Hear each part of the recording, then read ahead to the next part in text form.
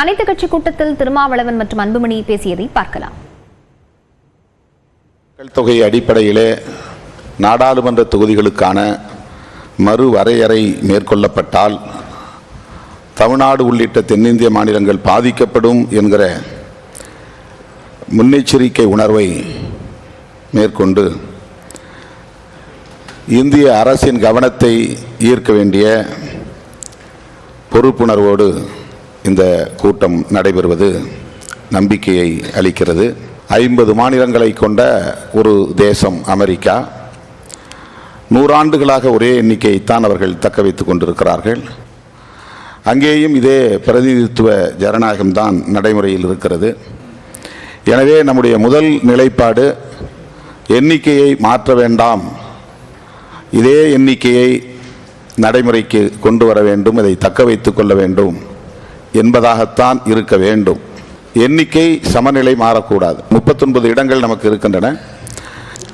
எண்ணிக்கையை மாற்ற வேண்டாம் என்பதில் நாம் உறுதியாக இருப்போம். அதையே தொடர்ந்து வலியுறுத்துவோம். மாண்புமிகு முதல்வர் அவர்கள் தென்னிந்திய மாநிலங்களை ஒருங்கிணைப்பதற்கான ஒரு கூட்டு நடவடிக்கை குழுவை அமைக்க தீர்மானத்தை முன்மொழிந்திருக்கிறார்.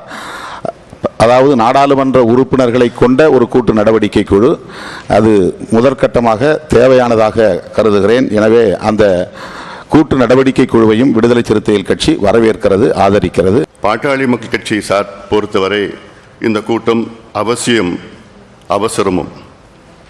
அதற்கு முக்கிய காரணம், சமீபத்தில் மத்திய உள்துறை அமைச்சர் அவர்கள் கோவையிலே நாங்கள் மறுசீரமைப்பில் தமிழ்நாட்டிற்கு ஒரு தொகுதி கூட குறைக்க மாட்டோம் என்று அழுத்தம் திருத்தமாக சொன்னார்.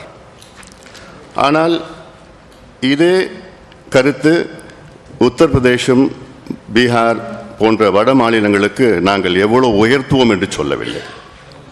இதிலிருந்து என்ன தெரிகிறது என்றால், மத்திய அரசு அவர்களுக்குள் இந்த மறுசீரமைப்பை பேசிக் கொண்டிருக்கின்றார்கள் என்று தெள்ள தெளிவாக தெரிகிறது. அதனால்தான் இந்த கூட்டம் அவசியமானது. முதல்வர் அவர்கள் இதை அத்துணை தென் மாநில முதலமைச்சர்களை நேரிலே சந்தித்து இது ஒரு அழுத்தம் தொடர்ந்து இதை சட்ட ரீதியாகவும் அரசு ரீதியாகவும் கொடுக்க வேண்டும் என்று எங்களுடைய பாட்டாளி கட்சியுடைய கருத்தாக நாங்கள் சொல்கின்றோம்.